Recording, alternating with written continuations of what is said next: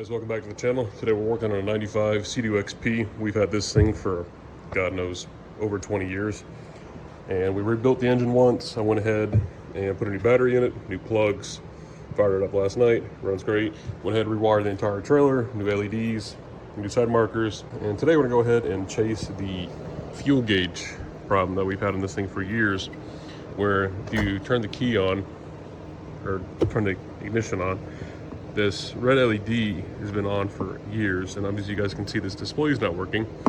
But what you can do is fold this up, take this lid out, which will be here, take a jumper wire, and this harness plug here runs off the sending unit.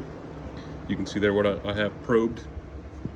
Stick a piece of wire in here, and it'll actually be a jumper wire, and it should theoretically turn the gauge off or turn that light off.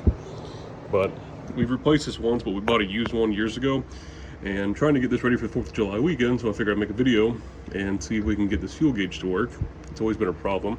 It's really just a pet peeve not having little things like that work. So let's go ahead, and what I did was did an ohms reading on the voltmeter, set it to the horseshoe, which is ohms. You guys can see we're right around 15 and a half.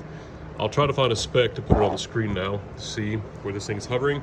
Now these have a magnetic plastic float that moves up and down along a circuit board inside here. I can show you guys later. Sometimes that float can get holes, it disintegrates, it's plastic, falls at the bottom of the tank. The magnets get delaminated from the adhesive from the actual float. You can get them off eBay or Amazon. They're about 15 bucks. They're a little yellow piece or a white piece. It's got magnets, and you guys can usually do that. Or if you guys have a bad sitting unit all together, there's also a thing called a F1 fuse that's inside the circuit board, inside the sending unit. It's the very top fuse. You guys can usually weld. Went ahead and we pulled the fuel tank forward. There's plenty of videos on YouTube how to do that. Basically, you got a bunch of fuel lines, vent tubes, you have your harness for your sending unit, pull the tank forward, slide it up, disconnect your filler neck. And again, it's one of those common sense things. You guys can figure it out. Went ahead, we took an ohms reading, and we were reading all over the board, which we're thinking is a bad F1 fuse. Really, it's a resistor that's inside the actual housing. Resistor in there that actually goes bad, and it causes this not to send a signal out. And again, we put an ohm reading to this, and we were getting readings anywhere from 25 to 30 ohms, and it should be anywhere from 0 to 0.5 ohms. That indicates we have a malfunction in the actual board of the sending unit. So, also, say hi, Chief. Everybody knows him. We also have the actual float, or the baffle, soaking in some fuel. It's been in here for probably about 5 minutes now. These are about 14 bucks off eBay or Amazon. This is also another thing you guys want to check. Your board could be good, you fix it, put it back together, and you still don't have a readout, and it could be this baffle is actually sinking, because these actually will get pinholes. Plastic, deteriorates over years and years, and if this sinks within an hour or two, you guys know you have a leak that's consuming fuel. If it stays afloat, you guys can reuse it, you're good to go.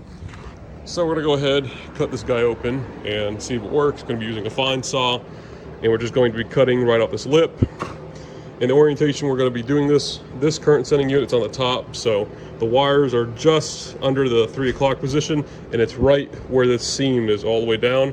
Go about 1/16 of an inch below that lip, and you guys will see that resistor right in there. That's what we're after. All right, you guys, good handy work on the cutting, and you guys can see why it's called the F1, as it simply states right there. So what we have to do now is basically break the solder points on both sides and put a solder joint across that contact, shut this back up, super glue it, plastic weld it, JB weld it, and we'll put an ohms test back on it and see if it's going to work. Just use the flathead to push it off, and you can see it. It's at my finger there. That is your F1 resistor. Then we're going to go ahead and put solder between those two contacts. All right, you guys, it's definitely not pretty, but it works. Those little contacts, I ended up burning them off with just that little, so I ended up taking a piece of 14 gauge wire. I stripped the case off and I soldered it. Then I would have had just soldered across the board, as you guys can see. Again, it's not a pretty job, but it'll do.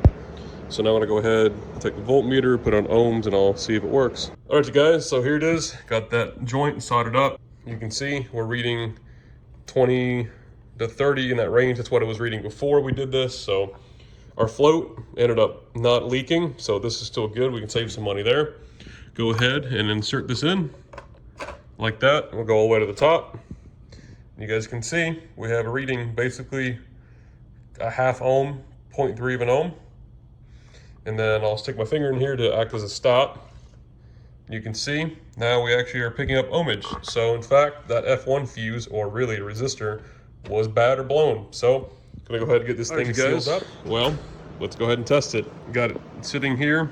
I'm holding it like this, so the magnet is closest to the board. You don't want it the other way. You guys can see the gap. So to get an accurate reading, again, this is from magnetism, is how this picks up. So you want it as close as to the contact as you can. So let's go ahead and hit it with my finger here. Ignition on. You guys can see, there we go. We have, what, 3 bars? The bottom left corner, the fuel light is not off, or is not on, meaning that we still have some fuel in the tank as if it still had some, because we're probably right at a quarter. Is in my hand. Sorry, it's hard to do this. No camera guy. All right, there's our float. You guys can see the tube's empty. Let's go ahead and hit the button again. And the bottom left light should be on. Yep, we're out of fuel, and the bar indicator is 0. Guys, this piece we cut out before, we're gonna go ahead and just plastic weld it or JB weld it in. Haven't decided my mind yet. I'll let you guys know in the future. Go ahead, put your pickup down the bottom. Hell, your sending unit actually might still be good. It could actually just be this actual foot fell off and the float actually fell out, and then it's in the bottom of the tank. This one actually was together, so I'm just gonna go ahead and push that back on, as you guys see here. I'm gonna go ahead, patch that back up, patch our holes we drilled, and then 2 in the bottom. We can go ahead and reinstall it. It's ugly, but she sure is effective. We went ahead and patched that hole, the one on top, and then my big patch right there. I hit it with the palm sander really quick just to try to get the JB weld to lay flat. Now, the actual rubber grommet that sits over this would have covered them, but you know, these were sealed for a reason. So I'm gonna go ahead and seal back up what I cut out and drill it out, obviously. We'll come back and we'll sand it down some, let this dry overnight, go ahead and stick it back inside the jet ski. There's our finished product. Got the grommet back on, sanded down the JB weld, and it's good to go. Let's go ahead and wrap this video. Hopefully you guys enjoyed. Went ahead, got the new turf mats on. It's from blacktidejetsports.com. There's their sticker there. Definitely like these turf mats. We went ahead and went with the factory purple with the diamond plate style. And it looks really good. Cleans it up a lot. Got the new battery in, new battery straps, new VTS cover, and of course, a working fuel gauge. And obviously it's nose down some, so the float's gonna read just a tad low. Other than that, thanks for watching, guys. Remember, leave a like, comment, subscribe. We'll see you guys out in the water 4th of July. Enjoy.